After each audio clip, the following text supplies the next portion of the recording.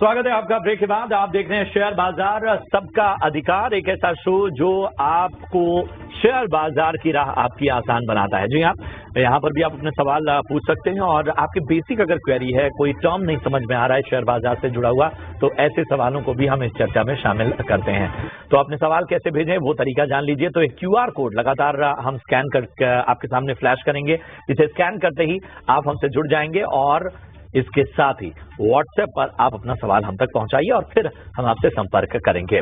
चलिए, इन सबके बीच में मैं परिचय करा दूं, हमारे साथ एक और खास मार्केट एक्सपर्ट जुड़ चुके हैं। रैली गियर ब्रोकिंग के अजीत मिश्रा साहब भी और गौरांग सर हमारे साथ पहले से ही बने हुए हैं।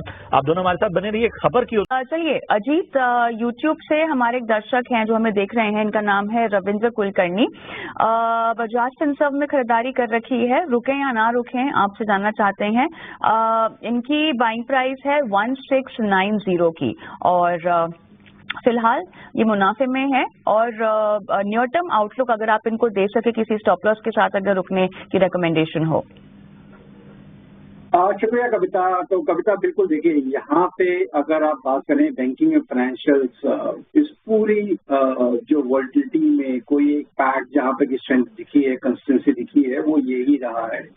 और अगर बजाज फिंस की बात करें तो नो डाउट काफी स्ट्रॉन्ग परफॉर्मेंस देखने को मिली है पिछले करीब 1.5-2 महीनों में। स्टॉक दोबारा से अपने रिकॉर्ड हाइज के पास आ गया है। मुझे लगता है कि यहाँ पे डेफिनेटली बने रहना चाहिए। अच्छे मुनाफा हो रहा है, अभी भी मेरे हिसाब से भी यहाँ पोटेंशियल है कि स्टॉक में नए हाइज बन सकते हैं। तो अब 1880 का एक स्टॉप लॉस मेंटेन करें और पोजीशन को मेंटेन करके रखें। ऊपर पे 2025-30 के लेवल को ब्रेक होने के बाद करीब 2200 तक के लेवल्स भी स्टॉक में पोटेंशियल है कि वो आपको दिखा दे। तो यहाँ बने रहने की राय होगी 1880 के स्टॉप लॉस के साथ। ठीक है, तो 1880 के स्टॉप लॉस के साथ आपको बने रहने की सलाह बजाज फिनसर्व में मिलती हुई। और चलिए, इन सब के बीच में मोहिंदर पाल सिंह का यूट्यूब के जरिए सवाल लेते हैं। चोला इन्वेस्टमेंट में इनकी होल्डिंग है और 1500 शेयर है इनके पास और इनका जो दर्शक रमेश का सवाल लेते हैं। अजीत, इनके KPIT टेक है और टाटा मोटर्स में खरीदारी कर रखी है। KPIT टेक में इनकी ड्यूरेशन 3 से 12 महीने की है और 1205 की इनकी बाइंग प्राइस है बता रहे हैं। टाटा मोटर्स में भी 3 से 12 की टाइम होराइजन है महीनों की और 718 की बाइंग प्राइस बता रहे हैं। देखिए कविता, यहाँ पे IT counters mid cap IT space में अक्रॉस आपने देखा है कि एक अच्छी करेक्शन KPIT टेक में भी इस तरीके का आप रुझान देख रहे हैं। पिछले करीब 6-7 महीने में 1900 से लेकर अब स्टॉक करीब 1000 के लेवल तक आ गया है। अच्छी बात यह है कि इनकी बाइंग प्राइस काफी नजदीक की है, 1200 के पास इनकी बाइंग प्राइस है। मुझे लगता है कि शॉर्ट टर्म में थोड़ा सा अभी वॉलिटिलिटी बनी रहेगी IT स्पेस में और अर्निंग्स भी आज जैसे विप्रो के नंबर्स हैं तो उसके बाद आपको रिएक्शन देखने को मिल सकता है IT काउंटर्स में। मेरे हिसाब से यहाँ पे आपको banking, financials, auto, select counters इन दी एनर्जी स्पेस वो ज्यादा बेटर प्लेस्ड हैं अगर आपका नजरिया शॉर्ट टर्म का है तो। और अदरवाइज ऑल्सो मुझे लगता है कि कुछ टाइम शायद आपको IT में वॉलिटिलिटी ज्यादा देखने को मिलेगी। तो अगर छोटी अवधि का नजरिया है तो अक्रॉस दी बोर्ड आपको अवॉइड करना चाहिए। वहीं पे टाटा मोटर्स देखिए, यहाँ पे रिकवरी जरूर देखने को मिली है कब तक, बिकॉज काफी शार्प डिक्लाइन और अंडर परफॉर्मेंस करीब 1150-1200 के जोन से 550 के लेवल्स आ चुके हैं। तो डाउन साइड थोड़ा सा कैप लग रहा है कंसिडरिंग की मंथली सपोर्ट्स हैं करीब 500-550 के जोन के पास। But within the sector underperformance, because आप उसी टाइम पे देखेंगे आइशर, M&M, TVS वो अपने रिकॉर्ड हाइज के पास हैं। तो मेरे हिसाब से इस मार्केट में अंडर परफॉर्मेंस के साथ रहना थोड़ा सा दिक्कत करेगा। अगर आपका नजरिया शॉर्ट टर्म का है तो, लंबी अवधि का है तो definitely you can consider to hold your position. चलिए, तो ये है राय टाटा मोटर्स पर आपको मिलती हुई।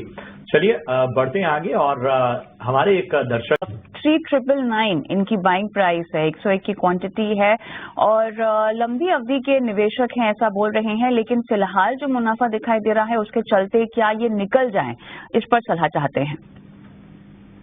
देखिए कविता, यहाँ पे काफी अच्छी रिकवरी देखने को मिली है अक्रॉस द डिफेंस पैक। अगर आप बोलेंगे तो HAL, BEL, BDL सभी काउंटर्स में एक अच्छी रिकवरी। और रिकवरी केवल यही नहीं कि सस्टेनेंस भी आ रही है, मींस मार्केट में वॉलिटिलिटी आई, यहाँ पे भी थोड़ा सा आपने करेक्शन देखा, बट स्टॉक ने अपने लॉन्ग टर्म एवरेजेस को स्ट्रांगली होल्ड किया। तो जो इनके बाइंग प्राइस है उसके ऊपर इनफैक्ट 3900 पे अच्छा बेस बन गया है अभी स्टॉक में। जब तक वो होल्ड हो रहा है तब तक नियर टर्म का बायस भी पॉजिटिव रहेगा। और ग्रेजुअली मुझे लगता है स्टॉक में पोटेंशियल है करीब 4700 तक के लेवल्स को नियर टर्म में टेस्ट करने के लिए। मीन्स करीब 3 से 6 महीने का अगर आपका टाइम होराइजन है तो वहां तक के लेवल्स आपको देखने को मिल सकते हैं। तो डेफिनेटली यहाँ पे बने रहने की रिकमेंडेशन होगी 3900 के ट्रेलिंग स्टॉप लॉस के साथ। चलिए, तो रिकमेंडेशन और स्टॉप लॉस एचवेल बताया गया है। इसी नोट पर हम रुकते हैं छोटे से ब्रेक के लिए। ब्रेक के उस पार आपके सवालों के जवाब शेयर बाजार सबका अधिकार में दिए जा रहे हैं।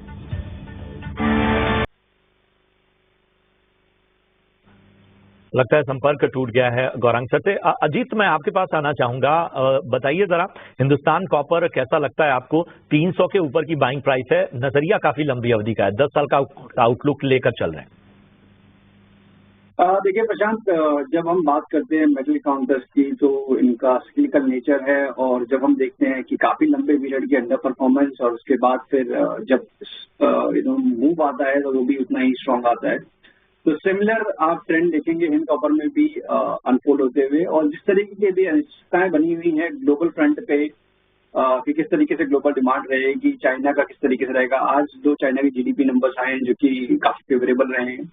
मुझे लगता है कि नियर टर्म में एक रिकवरी का टून जरूर देखने को मिल सकता है स्टॉक में, पर एक अच्छी गिरावट के बाद करीब 400 से 180 तक के लेवल्स के बाद अब ये रिकवरी का अटेम्प्ट दिख रहा है। तो मुझे लगता है 240 से लेकर 255 तक के लेवल्स हैं जो आने वाले टाइम में स्टॉक को दिख सकते हैं। काफी ऊपर लेवल की इनकी बाइंग है, तो उन लेवल्स पे इनको दोबारा से रिव्यू करना पड़ेगा, और अब 180 के नीचे स्टॉक को नहीं जाना चाहिए, तो वो इन अ वे उनका स्टॉप लॉस रहेगा। तो इस हिसाब से इनको पोजीशन मेंटेन करनी चाहिए हिंद कॉपर में फॉर नेक्स्ट 3 to 6 मंथ्स। शिवजी साका है और बीएल में खरीदारी कर रखी है इन्होंने। नजरिए का मुझे अंदाजा नहीं है, लिखा नहीं है इन्होंने, लेकिन बाइंग प्राइस अपनी बता रहे हैं लगभग 287 पर।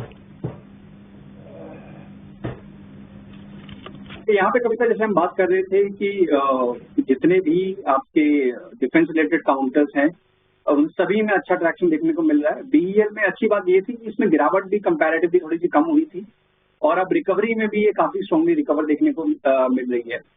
मुझे लगता है कि एक नियर टर्म में 300-305 के पास एक हर्डल हो सकता है, उसको ब्रेक करने के बाद दोबारा से स्टॉक ये रिकॉर्ड हाइस के पास जाने का पोटेंशियल लगता है। तो मेरे हिसाब से यहाँ बने रहना चाहिए।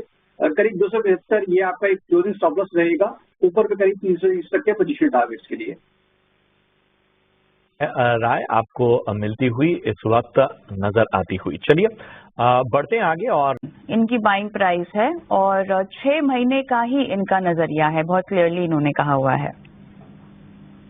बिल्कुल करता, देखिए यहाँ पे भी काफी अच्छी गिरावट ये स्टॉक दे चुका है। मीन्स काफी स्ट्रॉन्ग ट्रैक्शन देखने को मिल रहा था जब स्टॉक ने एक छलांग लगाई थी करीब 450 से लेकर 1700 तक के लेवल्स, और पिछले करीब 1 साल में इसने एक अच्छा करेक्शन ऑलमोस्ट आपकी जो मल्टी ईयर हाइस का जो अपर बैंड था उसको रीटेस्ट किया करीब 900 के पास।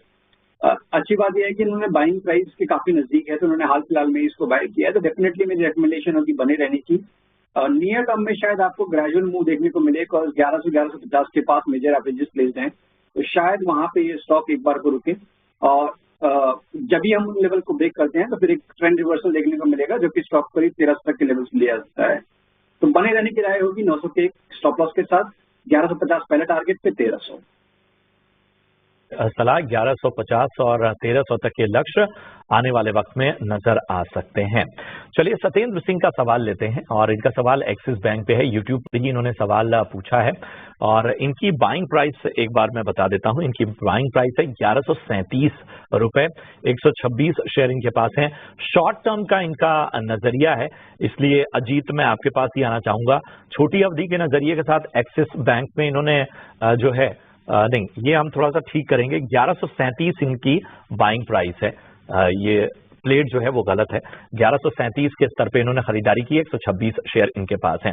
बताएं क्या करना चाहिए शॉर्ट टर्म के हिसाब से एक्सिस बैंक में? अजीत बिल्कुल, देखिए प्रशांत, यहाँ पे प्राइवेट बैंकिंग मेजर्स लीड कर रहे हैं। एचडीएफसी, आईसीआईसीआई, एक्सिस, इन सभी में काफी स्ट्रॉन्ग रिकवरी देखने को मिल रही है। आज के सेशन में axis bank is among the top performer, करीब 3.5% ऊपर है। मोमेंटम मुझे लगता है कि ये कैरी ओवर नजर आएगा, तो बिल्कुल अगर शॉर्ट टर्म का भी नजरिया है तो मुझे लगता है करीब 1190-1200 तक के लेवल्स के लिए डेफिनेटली इनको बने रहना चाहिए, और 1120 का एक स्टॉप लॉस मेंटेन करिए जो कि इनके बाइंग प्राइस के जस्ट थोड़ा सा नीचे ही है। तो रिस्क रिवॉर्ड फेवरेबल है, बने रहने की राय है उनकी 1200 तक के इमीडिएट टारगेट्स के लिए। चलिए, लगे हाथों गौरांग हमारे यूट्यूब के दर्शक हैं, वो कोटक बैंक पर रणनीति चाह रहे हैं, आपकी कवरेज में है और क्या आपकी रणनीति आप इनको रेकमेंड कर पाएंगे?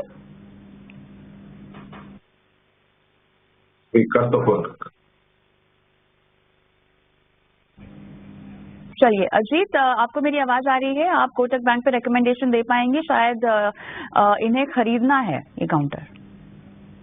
बिल्कुल कविता, देखिए यहाँ पे कुछ एक काउंटर्स जो कि थोड़े से लंबे टाइम के लिए अंडर परफॉर्म किए, उनमें से कोटक बैंक एक ऐसा नाम है।